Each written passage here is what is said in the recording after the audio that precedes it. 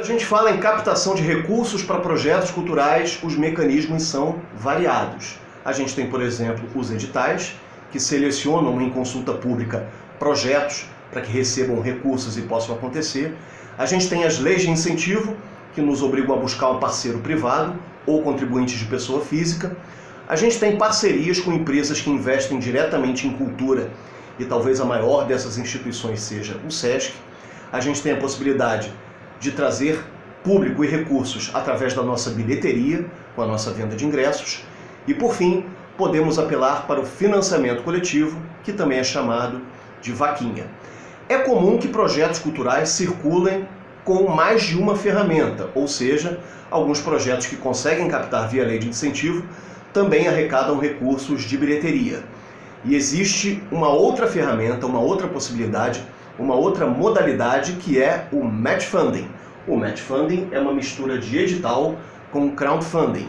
Vamos falar sobre essa ferramenta agora, aproveitando que tem uma oportunidade aberta até o dia 18 de dezembro. Trata-se da edição Lab do Match Funding BNDES mais Patrimônio Cultural, que é produzido e realizado pela Benfeitoria e parceiros com recursos do BNDES. A Benfeitoria é uma das principais plataformas de projetos culturais que buscam financiamento coletivo, uma das mais bem estruturadas, na minha opinião. E o BNDES é o Banco Nacional de Desenvolvimento Econômico e Social. Apesar dessa ligação com uma instituição pública, essas ações, essa oportunidade nada tem a ver com as ações da Lei Aldir Blanc. É a continuidade de uma oportunidade que aconteceu em 2019, por exemplo, trabalhou com 20 projetos de 11 estados brasileiros e conseguiu movimentar mais de 2,5 milhões de reais. Os projetos inscritos nessa oportunidade terão necessariamente que propor uma campanha de financiamento coletivo.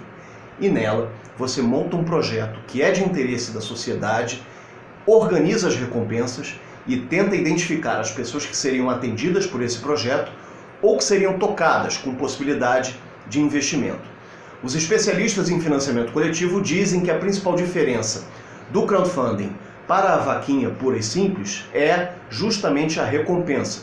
Você estabelece uma relação vantajosa de duas partes. Quem financia tem algum produto, algum retorno concreto e quem propõe consegue realizar o seu projeto. E qual é a diferença do financiamento coletivo comum para o match funding? Os projetos que chegarem na última etapa dessa oportunidade terão um investimento do BNDES triplicando as contribuições. Ou seja, cada R$1 que entra na sua campanha, o BNDES coloca mais 2. Isso facilita bater a meta, que é o principal desafio das campanhas de financiamento coletivo. Vamos falar um pouquinho do funcionamento desse edital. Após o envio das propostas, a Benfeitoria irá selecionar 15 projetos e eles receberão capacitação e treinamento visando a segunda etapa, que é a avaliação da banca. E essa banca, sim, vai escolher 10 propostas que estarão habilitadas a receber o aporte extra do BNDES, ou seja, triplicar a contribuição na sua campanha de financiamento coletivo. As 5 propostas, os 5 projetos que ficaram pelo caminho, podem tocar as suas campanhas, mas sem essa possibilidade de triplicar. E a primeira dica para você inscrever o seu projeto é a seguinte: antes de você fazer a inscrição, faça um aprofundamento sobre a cultura do financiamento coletivo. Tem muito material disponível na internet e você consegue ficar com uma linguagem comum e isso pode fazer a diferença na avaliação da sua proposta. Os projetos que eles buscam são da área de patrimônio material ou imaterial.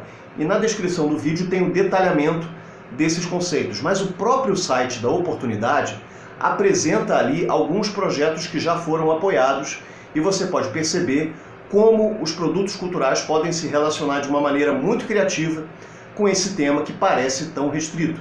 Tem reforma de teatros importantes e tombados, tem a digitalização de museus importantes, tem manutenção das atividades de um coletivo de maracatu, tem um filme de animação sobre a velha guarda da Portela, entre outros projetos. No caso de teatros e museus, ali eles trabalhavam com edifícios tombados pelo patrimônio imaterial. E no caso dos projetos que trabalhavam com o samba e com o frevo, esses ritmos formadores da cultura brasileira são tombados como patrimônios imateriais. Outro ponto importante a se considerar são as chamadas condições de participação. Esse edital é exclusivo para pessoas jurídicas de direito privado sem fins lucrativos, ou seja, associações, fundações, organizações e entidades que não tenham vínculos governamentais. Ou seja, você não pode propor o projeto por pessoa física, ou por MEI, ou por pessoa jurídica com fins lucrativos. O proponente precisa comprovar 3 anos de envolvimento com a atividade, precisa ter legitimidade junto ao projeto e precisa comprovar capacidade de realizá-lo. Tudo bem até aqui? Vamos passar para a leitura do edital, a leitura do regulamento.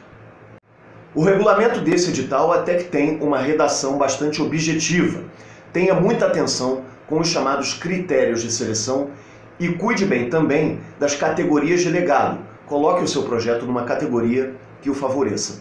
A primeira parte do formulário são perguntas de checagem, quando a benfeitoria procura saber se você entendeu bem o espírito do edital. Na dúvida, volte ao regulamento.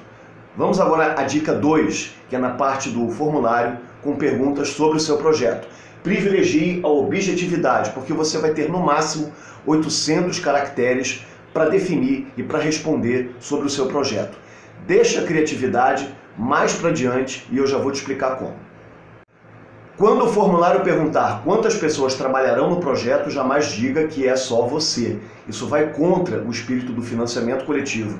E se você não tiver ninguém para trabalhar contigo em favor do projeto, aí é melhor que, de fato, ele não seja nem inscrito.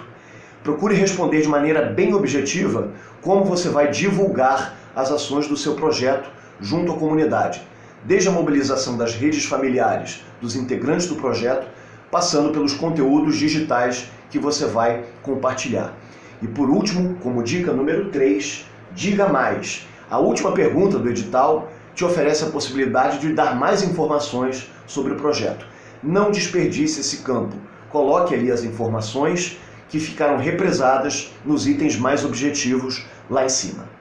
De fato, esse edital é bastante específico para a área de patrimônio material e patrimônio imaterial e visa atender a instituições que já estejam desenvolvendo trabalhos e que precisem ali de um incentivo.